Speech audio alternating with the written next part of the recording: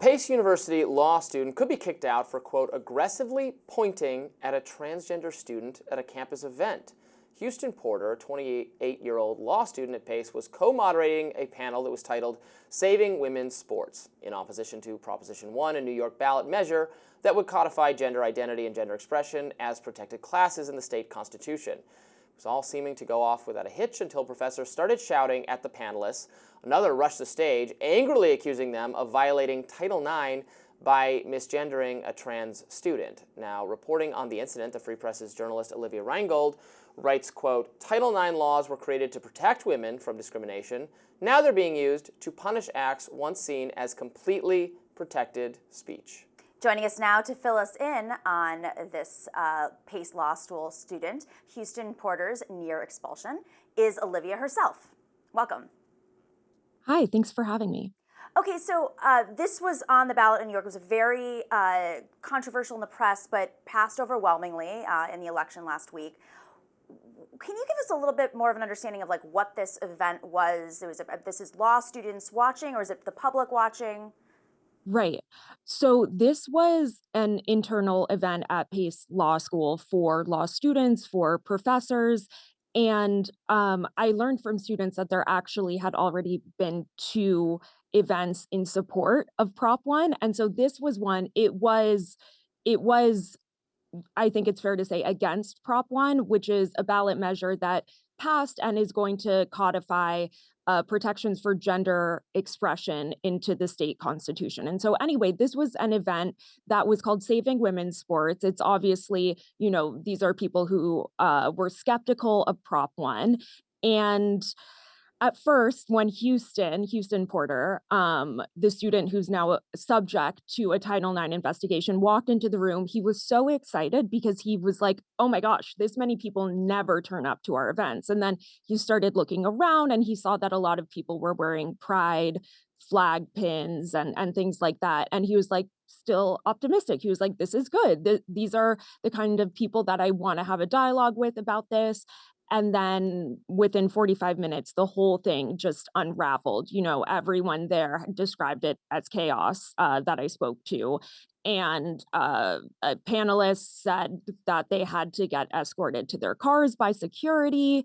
And now Houston is the subject of a Title IX investigation by his school, which ultimately could lead to his expulsion, and it might even impact his ability to pass the bar exam and become a lawyer. So I've written, or I used to write, a lot about Title IX disciplinary proceedings on college campuses. Again, this is a statute that's decades old and was meant to make sure women had equal opportunity to access single-sex extracurricular activities, sports teams, that kind of thing. But under the Obama administration, it subsequently has been used to both chill free speech on campuses and then have sexual misconduct adjudication tribunals that are just like laughable from a due process standpoint, from an evidentiary standpoint. This is a very clear illustration of the danger, because this is someone who was participating in an event, an intellectual event that was leaning one way, although there had been other events leaning another way, and is now being investigated by the same kind of bureau that handles sexual harassment and misconduct. It's lumped under that umbrella for what? For pointing at someone, for expressing himself, for obviously protected conduct and speech, and it's just terrifying. I mean, I'll just say, so the perspective you just gave, I know that there are definitely people who would take issue with that, but I think the reporting here definitely backs that up. I spoke to experts on Title IX who said that, especially after the Biden administration codified protections for gender identity under Title IX, that this has become weaponized and often against male students and even political opponents on campus. And so, yeah, this is Title IX in theory, when it originally passed in the 70s, was about rooting out systemic discrimination against women and girls. And what it has become is someone offends you and now they're the subject of an investigation that could compromise their entire academic career and even career beyond school. So, while this is obviously a situation that you're reporting on, I mean, how deep does this go? I haven't heard much about this. Are there statistics on how large of a problem this is? I mean, Title IX, it really liberates a swath of women and has in many ways given them higher education through sports and other forms. So, I mean, this seems like a minor problem, a minor issue, and if Houston finds a problem with it, he can obviously legally challenge it. He has a path to push back, no? I guess I would say a few things. First of all, many, bar exams across the country, no matter what state you're in, often have a fitness Yep. or I think it's called like character Character and fitness, fitness character fitness, portion. yeah. And he will have to write that he has been the subject of a disciplinary process regardless of the findings of the investigation. So even if the investigation finds that it was totally baseless because he has denied that he misgendered this student, the whole controversy is whether or not he said, "Excuse me," or "Excuse me, sir," to a student that's a trans woman. So, anyway, how big of a problem is this?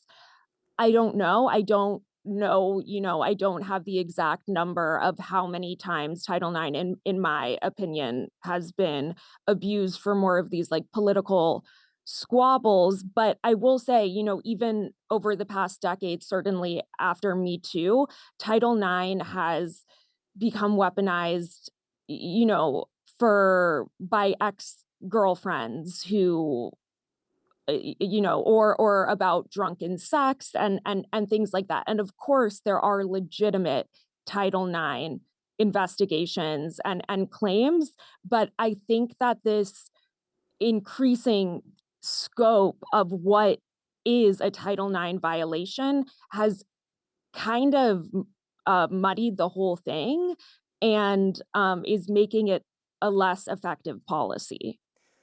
I agree with that. I also think this is relevant. You don't want to make too much of one incident, although this is not the first time this has happened by any stretch of the imagination. I've covered dozens, maybe hundreds of these cases over the years, and certainly many legitimate cases where Title IX was used appropriately and there were disciplinary measures that should have been taken, but also many where there was not.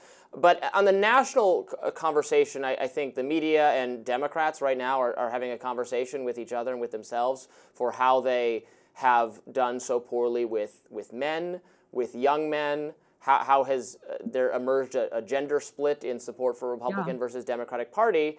And again, you don't want to point to one thing and say, well, Title IX is the reason, but I think it does speak to a policy, both a policy agenda and a progressive worldview that has sort of left men behind or has become very alienating for young men in particularly, the way some progressives talk about manhood and masculinity has not done them any favors, and it is kind of policies like if you come up through this environment of just bureaucratic adjudication of minor vaguely gender-based squabbles and the Democratic Party is the one that stands for that, I can see how you're not going to get very far.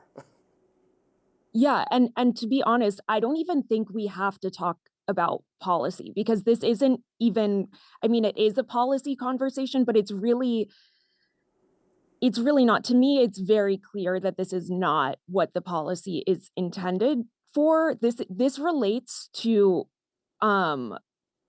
so when you ask me how frequent is this, it's like I don't know, but like I mean, regardless of whether Title IX is being used, I think squabbles like this are happening every minute of every day in America, where people are, claiming bigotry because of misgendering, even if it was accidental.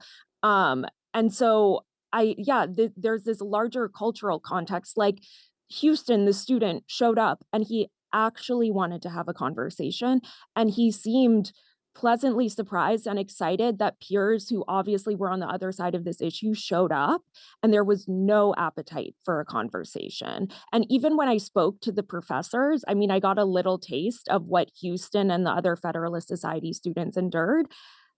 it was an extremely hostile conversation. Like, I had a 20 or 30-minute conversation with one of these professors who, I wasn't quite clear. I think he was implying that literally just believing that um trans girls are boys like is a civil rights violation. I really tried to press him on that, and I anyway, so it I think that there's a much larger cultural context that people are just sick of being labeled as bigots for wanting to have a good faith conversation. Yes, indeed. Olivia Reingold, thank you so much for joining us to talk about that story. We appreciate it. Thanks for having me.